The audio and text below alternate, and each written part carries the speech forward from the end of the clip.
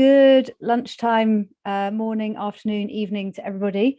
My name's Keren and I am the CEO of Ethical Apparel Africa, which is an ethical sourcing and manufacturing company working to make clothes primarily out of Ghana for export around the world.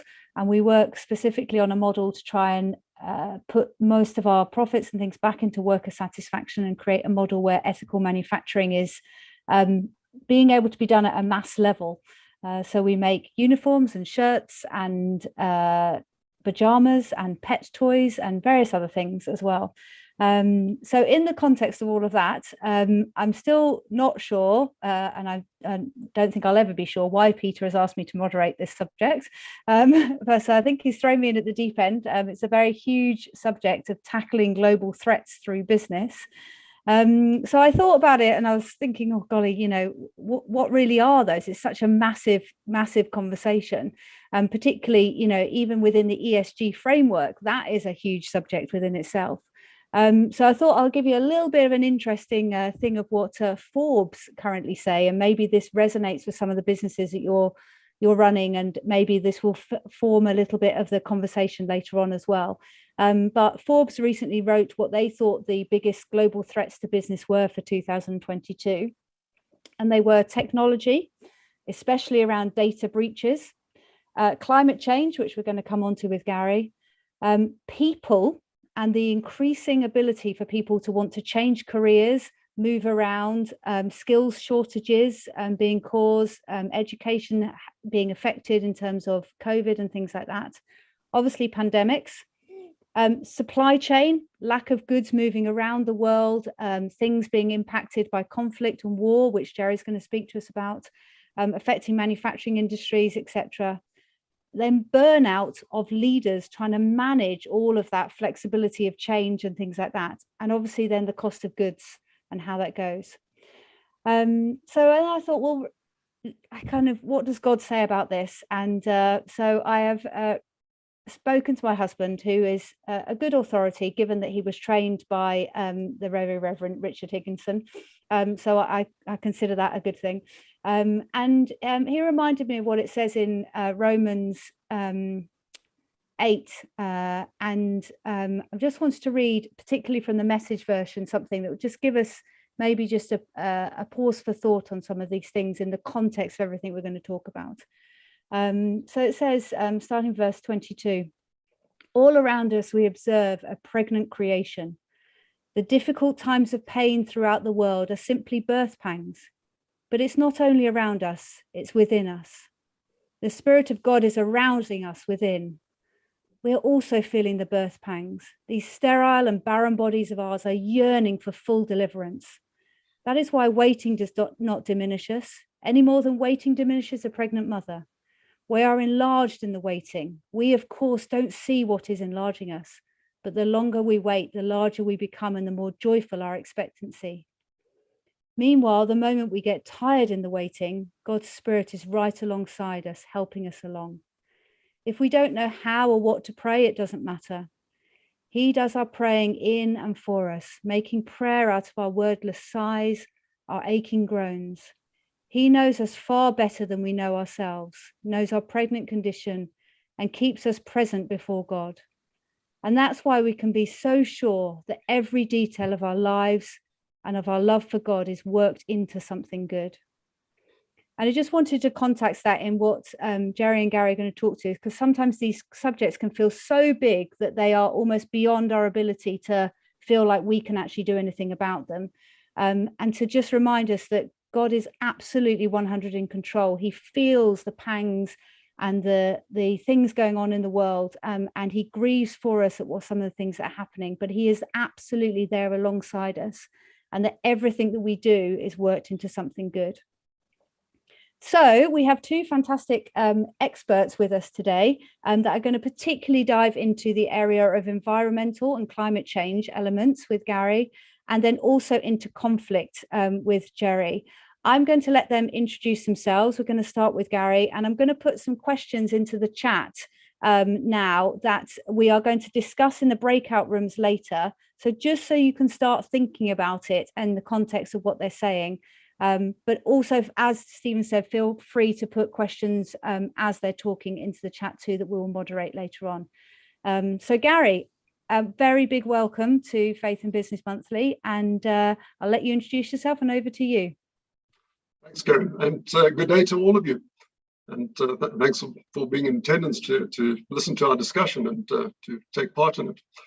As Karen said, I'm Gary. I've spent a lot of my career working in industries that many of you would actually say have certainly exacerbated some of the global threats that we face today, and I'll speak to one or two of those. And more recently, I've managed to extract myself from corporate life and doing some more work on the investment side. So you're going to get a bit of an inside and outside view in the very few minutes ahead of us now. I'm just going to share my screen to pop up a slide or two. It should appear.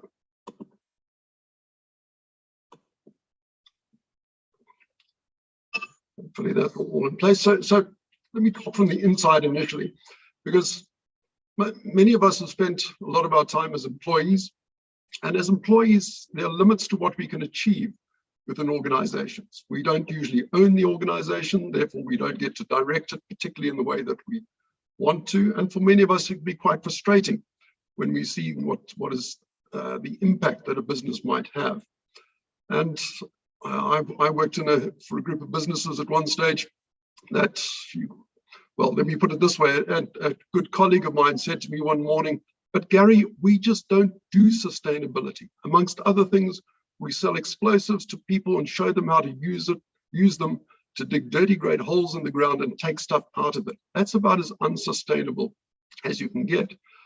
And certainly, if you've taken a low-level flight over Kalimantan in Indonesia and seen what used to be pristine jungle, then look very much like the photograph you can see in front of you now of open pit mining of coal, which of course then gets burnt. And you've all at least heard about the IPCC report that's just come out indicating the impact of CO2 emissions and the impact of those emissions on the planet, and that will continue for many years to come. So yeah, it can be quite frustrating working in an organization that is a high impact organization, and that I did for a fair period of time. But I think we can discuss some of these things in the breakout rooms, but I think to me a crucial issue is that companies certainly have many impacts upon the environment. Some of those impacts can be good, typically they're adverse.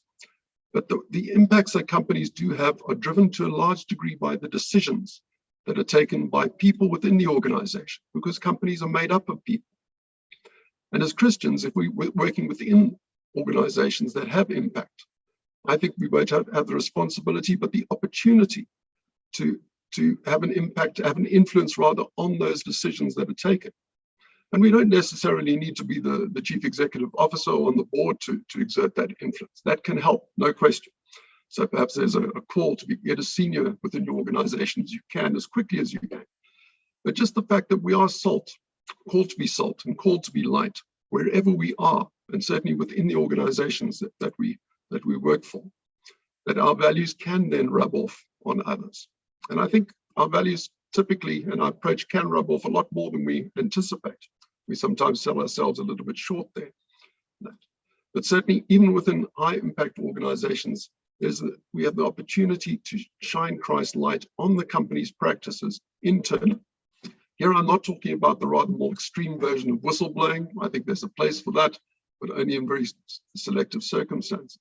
But just by changing the conversation within the organization, I think we as Christians can have a significant exercise a significant influence, thereby reducing companies' negative impacts. So while it's great to be able to run an organization, it's great to be able to own an organization that is focused on achieving one particular or several particular goods, even within organizations that have generally negative impacts in certain areas, we've still got an opportunity to mitigate those. Now, as I said, that's a couple of comments working from the inside, but increasingly these days I work from the outside, and I was asked to say a couple of things about ESG investing as well, which is an area I've been doing some work on. Now, I'm not particularly fond of the acronym ESG. I had a minor rant on that issue in a recent Faith and Business quarterly. I've had more blunter rants in some other areas. A favorite commentator of mine, a good pagan commentator, of course, wrote in the business press earlier this week, ESG investing is a hideous term for applying common sense and a basic moral compass. Now, I think there's quite a bit to that, is that ESG has now been labeled as the way to have an influence on business. And there's a lot of smoke and mirrors that's also happening. But certainly on the environmental side, there's an opportunity to impact business from the outside. There's a wonderful sociologist by the name of Albert Hirschman who popularized and wrote about the comparison of exit versus voice. And within the investment side, that's typically seen as you can exit an investment by selling a share of a company whose behavior you don't like. The whole divestment industry, if you like, is quite built on that. And the other alternative is to exercise voice, and that is to stay invested within an organization, but irritate the board and the chief executive on a regular basis, but to get them to listen to you and try and improve, in this case, their environmental record. And within many Christian investment situations, exit is typically seen, and if you like, it's precursor screening, don't buy the company in the first place, as the quick and easy way of dealing with it. And it is quick and easy. But when I was thinking about that I was thinking also, well, you remember when Jesus was talking to his father about his disciples, not long before his time on earth in bodily form was up. And he said to his father, I'm not actually asking you to take my disciples out of the world. By implication, there's still a role to play.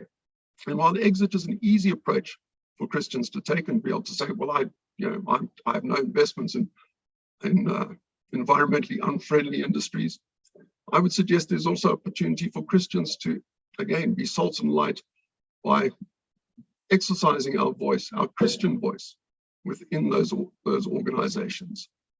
Getting access to senior managers, getting access, making use of players as well, such as the media, making use of the regulators, perhaps looking at new investment codes.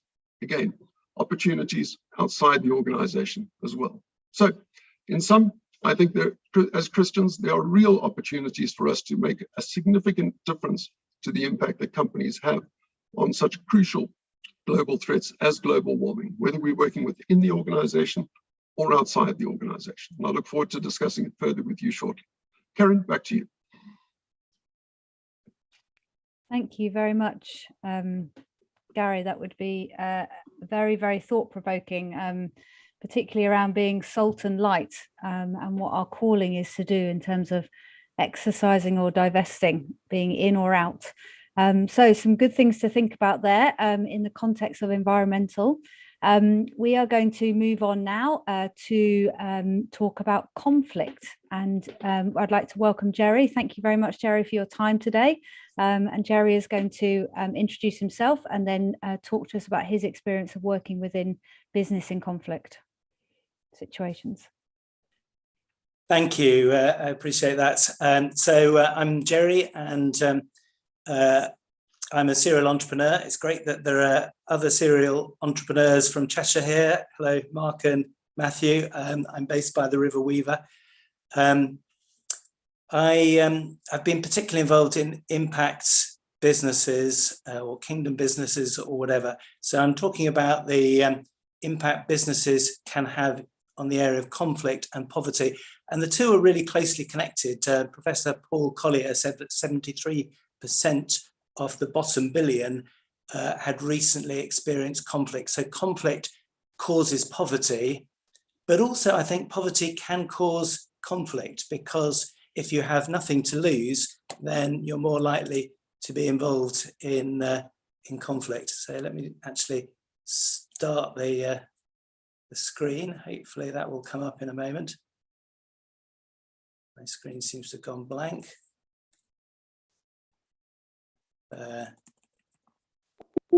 Brilliant. Okay, hopefully you can see that now. So I'm going to be talking particularly about my involvement in Palestine. Even the name is controversial, Palestine or the West Bank or Judea or whatever, which of course has experienced conflict for many years. And the impact on the economy really comes through the movement restrictions. Bethlehem had a 6-month curfew during the Intifada, and the wall and border restrictions means it's very difficult to export physical products that get stopped at the border. So that's affected the economy. And my involvement really started in the 1990s when I took a group of business people out. Actually, I've been involved in Palestine I was involved in various projects in the 1990s, but in 2004, I took a group of business people out post-Intifada. I met a guy called Nassim who said, I've been waiting to meet people like you, come and facilitate a workshop to see how we could create robust jobs that would survive in peace or conflict, even in a curfew. And that meant thinking about an invisible export that couldn't be stopped. And our aim was really to bring hope and therefore support peace through that, and do some other things, model integrity and gender equality, and so on. And the cunning plan was to set up a call center, because that used the language skills in Bethlehem and was an invisible export, bilingual English-Arabic voice services to companies selling into the Gulf states and beyond. Only problem was that neither Nassim nor I knew anything about call centers. So we got together with an Israeli company and had a very good relationship with them. You can see us meeting Palestinians and Israelis, can't tell who's who, in Tel Aviv during a war with Lebanon, actually. However, there are a lot of sensitivities and it didn't work out. And that's one of the problems being a conflict zone. Just what you say can end up with people ending up in prison. And there are things I can't say because this is being live streamed and recorded. But there's also a problem with symmetry, and I think that's common in a conflict zone where one side has more power than the other. And our experience is that essentially if an Israeli company decides not to pay the bill, there is nothing that a Palestinian company can do about it. Anyway, in the end, we met up with a guy called Russ, who's an American who knew about call centers. So I put in a chunk of money. I provided the majority of the money. Nassim put in loads of time. Russ put in a bit of expertise. We built a 88-seat call center in Bethlehem and opened in April 2012. Here are our first recruits. And very much sort of modeling a different style. I know people wouldn't think that call centers are a great idea in terms of development, but we have staff outings. We handle things, I think, differently. And I remember a first barbecue with a staff member the first year with all the staff. So we try and do things differently. And here's a lovely quote from one of our first team leaders. We are trying to model a different kind of thing. So I'm going to whiz on to today. 10 years later, we now have 170 staff. We're hoping to grow to 1,000 in the next couple of years. We have added software developments to the list of things that we provide. We've got clients in Israel, so we're developing relationships across the divide, as well as in Palestine and in the UK and in the US. Our first CEO was a woman, actually became the first Palestinian lady to do an MBA at IMD in Lausanne. And of course, modeling integrity, we don't take bribes, all that kind of stuff. And as it happened, because we were geared up to cope with a curfew, when it came to COVID, we were probably the first company in Palestine to be 100% working from home within 2 days. So that worked out quite well. The full story, if you're interested, is in Faith and Business Quarterly in July 2020. And I hope that Transcend has had an impact, or it models a way you can have an impact by creating hope and some prosperity. Coming more up to date, and I tried retirement a year ago and got bored of it, and started something new, Transformational Enterprise Network. And we're a community of Christians using business to fight poverty, both supporting member projects, but also we've picked up 1 or 2 projects of our own, one of which is in Teso in Uganda, one of the poorest areas, or the poorest area now in Uganda, which has suffered from conflict, the Lord's Resistance Army, cattle raiders, government actions. And we've been involved for the last year doing some business training, building this lovely new skills centre, or rather the students built it. We provided the princely sum of $5,000 for the materials. And now 5 businesses started with mentoring and startup loans. And I'm just going to leave you with a couple of questions to ponder. The first one is one we'll discuss. The second one is one perhaps for you to think about. And there is some lovely video of Tanu students worshipping at the beginning of one of their days that you might enjoy. You might need to turn the volume down. My God is good, I serve the mighty God, the Holy One. Hallelujah. My God is good, I serve the mighty God, the Holy One. Hallelujah. My God is good, I serve the mighty God. So thank you for the opportunity. I'm going to put a link in chat. One is to an article, Business Fights Poverty, specifically about conflict, with a lot more detail, and one is the 10 website. Back to you, Keren. Thank you very much, Jerry, and thank you again to Gary as well for your insights. I think you've wowed everybody so much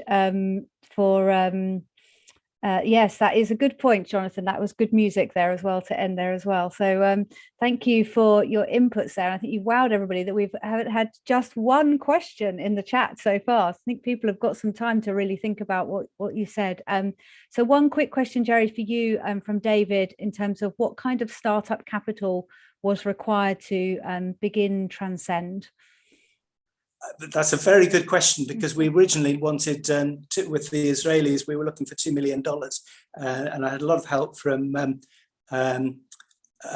Portland's Lord David Freud, but in the end we couldn't get hold of the $2 million for political reasons. So actually what happened is we managed to get $100,000 from the Dutch government towards capital costs. We put in $100,000 and we borrowed $100,000. So we started on a shoestring, nearly went bust in the first year. We ran out of money, and I was whizzing around looking for venture capital companies. And just when it was not humanly possible to continue, and I was praying, Lord, this is your idea, your glory is at stake. Then it was by miracle, really, that a venture capital company that were interested in creating jobs came in and bought 40% of the company, and that enabled us to bring in a senior management team and get on track. So we managed to start on a shoestring, but it worked. That's brilliant. When we get to the end of ourselves, that's where God begins. I just had one quick question, actually, in terms of the recruitment of the people that you've got working for Transcend. Presumably you've got multi-faith, multicultural, different backgrounds, and that's part of what you're trying to do. Have you had to put anything in place, particularly within the organisation, to manage grievance or conflict in any way differently than maybe you would do in a business starting anywhere else? Not really so much conflict within the staff. And yes, there is a mixture of Muslims and Christians. We had to, I think, consult with our agents before we started working with an Israeli company. And there are some very clear limits to what we're willing to do. We want to be transparent, basically, is the summary of all of that, and not try and pretend that we're doing something or not doing something that we should be doing. There were some cultural changes, particularly around night shifts and women. 50% of our senior staff are women, but there it was important to arrange door-to-door transport to reassure husbands and fathers that their daughters, although it's for all of our staff, would be safely returned home. Not because it was dangerous, but because and I'm happy to walk through refugee camps in the middle of the night alone in Palestine. It's very safe. But culturally, that was appropriate. Okay, that's great. Thank you. And one quick question for you, Gary. that's just come in from Marjorie, which is great. It says, you're encouraging us to be salt and light and use our Christian voice to challenge organizations. Have you got any tips on how to do that without getting sacked? Great question, Marjorie. Love it. Well, I'm on record as saying fairly regularly, I have no objection to being fired. I just insist on being fired for the right reason. So I can't guarantee you won't get sacked by trying to improve your organization's environmental footprint. I think there's several things. Firstly, be clear as to your own role within the organization. If you have a sustainability related role in the organization, as I sometimes did have in my career, well, then you've got a license to cause some trouble. So you can get away with a few things there, but you don't need that necessarily. And I think many organizations are increasingly open to employees coming forward with suggestions who've identified an often unnecessary adverse environmental impact, or social impact, unnecessary environmental impact, bringing it to senior management's attention and saying, look, this is something that could improve the environment. Secondly, make us look good. Thirdly, remember the politics, make you look good. See, it's the CEO. Many senior managers within organizations, none of them here I know, but many senior managers within organizations have got significant egos and like to look good. So if you can find something that both achieves a good sustainability goal, work out the way that you can sell it to your senior management. What is motivating them? Are they trying to reduce risks, for instance, and litigation risks, something like that? Are they trying to improve company image? Try and tie it to something like that, a more business related issue. Jerry. Can I just add, I mean, business is very much a ministry. It's my vocation, and for many of us, that's the case. And I think we need to be upfront and love God and love our neighbour and make disciples and all of that. But just one little story. Working for a major multinational company before I set up a business, I was asked to do something which was actually illegal, and I refused to do it. And that caused some awkwardness, and I think a very poor review after that. However, the impact was some months later, I was seen as someone that was completely honest and trustworthy. And so it actually had despite the awkwardness, had an interesting longer term impact.